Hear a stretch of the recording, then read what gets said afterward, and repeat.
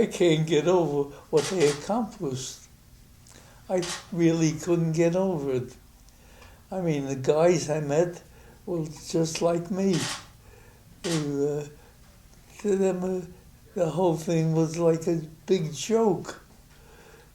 We were fighting a war, we were sticking our necks out, and we were laughing.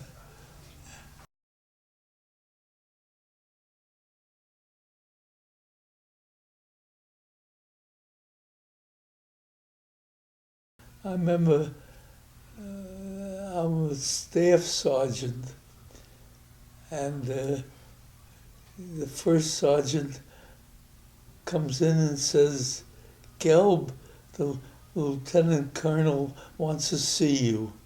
And I go in and see the colonel, and he says, "Marty, I'm sending you to OCS." And I said to him, "I don't want to go. I'm the staff sergeant. I'm perfectly happy with what I'm doing." He says, he points a finger at me. He says, "You listening to me, Sergeant?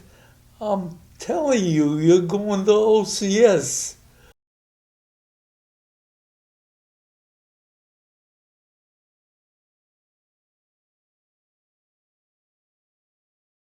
I did whatever was asked of me, not always in the way I was directed, but in a way that I felt would cover my behind and whoever I was with. I protected the guys that were under my command.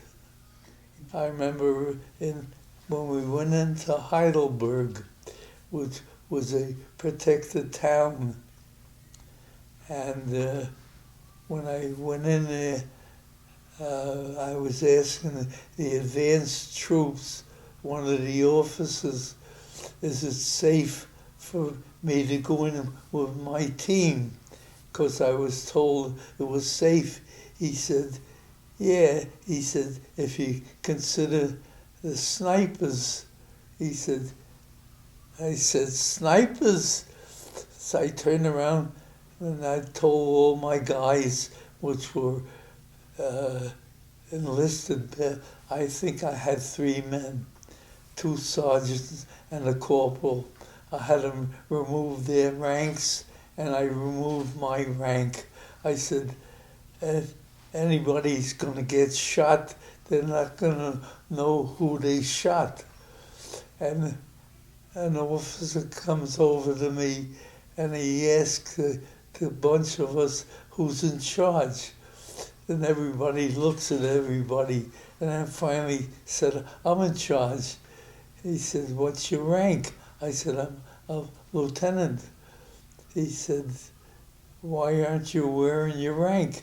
I said, "Because I'm going to go into Heidelberg and I don't want to get shot." He says, "You're a coward." And I had a helmet lying in the floor of the Jeep with a hole in it. And I said, "You're a big ass wise," and I cursed him. And I said, "See this helmet with the hole in it?" I said, "You're going to go into that town, and that's what's going to happen to you." And he said, "I'm going to report you." I said, "Go ahead." I said, "The general's name is Bill William Donovan."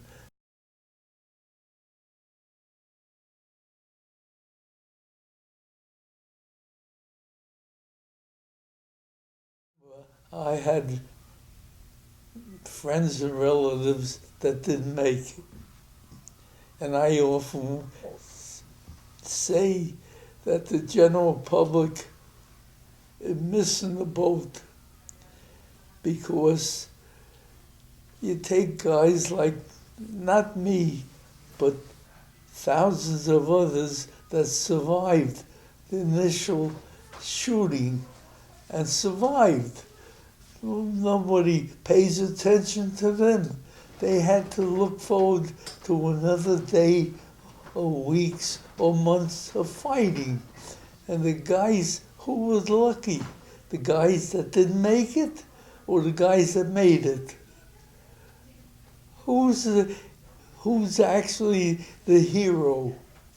The guys that survived or the guys that didn't make it?